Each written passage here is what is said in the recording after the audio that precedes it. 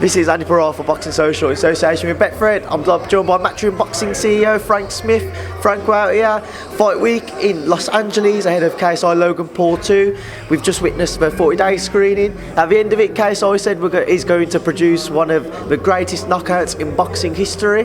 Your thoughts on that? I mean, I can't wait to see it if he is. It's exciting, isn't it? I think this fight is. I think it's going to be a great fight. You look at the two of them. Look at the camp they've both been through. They put themselves properly through it, and I think they're going to deliver on Saturday night. How should we expect the fight to kind of play out? Obviously, they're not professionals by any stretch of the imagination. They're two novices, as it were, going in there for Ksi off his third bout.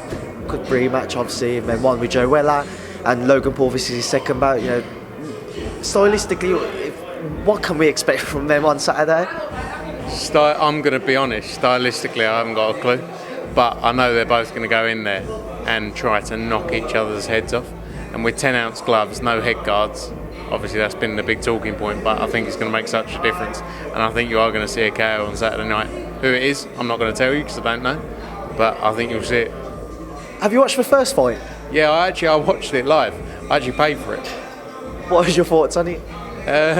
It was well. I mean, look, they sold out the Manchester Arena, and they went in there and they went at each other. And you have to give props to them going out in front of all those people, and like they will on Saturday night, to go and knock each other's heads off. Obviously, as I've said to Adam Smith earlier, the fight's had its critics, and I'm sure he will do up until and then after the fight. What are you hoping it achieves in a positive sense after the fight? I think, look, as long as it brings in a new audience to the sport of boxing, isn't that good for everyone? That's good for us, you guys, for the fighters themselves, and for the sport as a whole as it moves forward. I was saying to someone earlier, if this wasn't the headline fight, no one would have a problem, would they? Because if this was just two guys, like anyone, if you've got some skill, you could turn pro. I could, if I had any skill in something, I could turn pro. And these guys have gone through, the camp of being a professional fighter. They've gone through everything associated, making weight, etc., of being a professional fighter. So the fact is because it's a headline fight, that's what people question. But I think, if this was a 6-rounder on another card, no one would say anything about it, would they? But it's just because they've got such a following, it's created such sort of hype and everything that people question it. But look, I think it's good for the sport. I think if you can retain 10%, 20%, whatever the number is, and bring a new fan base into the sport of boxing, I think that's brilliant.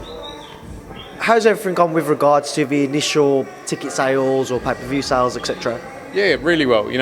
Ticket sales, we're going to have a great crowd in there on Saturday night, but pay-per-view numbers are going through the roof, and this is in the US, in the UK, and in the rest of the world as well. So we're seeing huge numbers. So very exciting. It's interesting to be involved in something like this and see the numbers ticking over day in, day out. It's going to be huge. Now, obviously, I know it's very late, so I just want to get a quick couple more questions in before I do let you shoot off. This past weekend, obviously, he was in Manchester. Anthony Croller's last fight of his professional career. Your thoughts on his majority decision victory? Yeah, look, Anthony, obviously, he's been a great servant for the sport of boxing, and what he's done in his career is quite remarkable, where he's come back from his losses over the years and, won the world title, and all the stories around what's happening in Anthony's life and career. I think he's been great for the sport, and I think he's going to have a great career beyond the sport.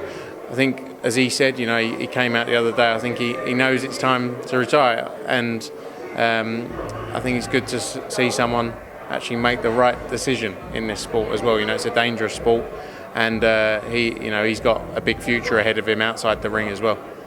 And obviously Katie Taylor becoming a two-weight world champion again. Your thoughts on her victory over Christina Leonardo too? Yeah, brilliant. I think she did a brilliant job. Christina as well, very tough fighter.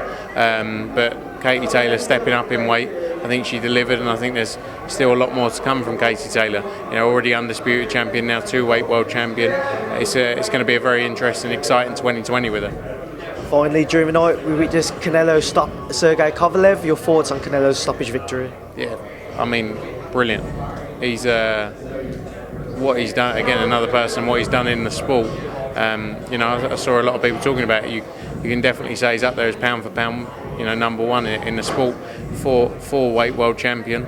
I saw some people outside earlier who thought he was going to become the heavyweight champion of the world as well, which I'm not too sure about myself. But no, he's proved a lot of people wrong. In that fight, that knockout seemed to come out of nowhere.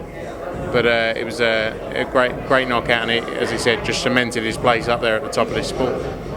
Well, Frank Smith, I will let you shoot off now. So as always, appreciate your time. Thanks for being myself and Boxing Social. Thanks for coming out here, mate, and you've got to get your voice back. Just a sore throat, mate. Boys, seeing you's made me happy again. Thanks, mate. See you this week.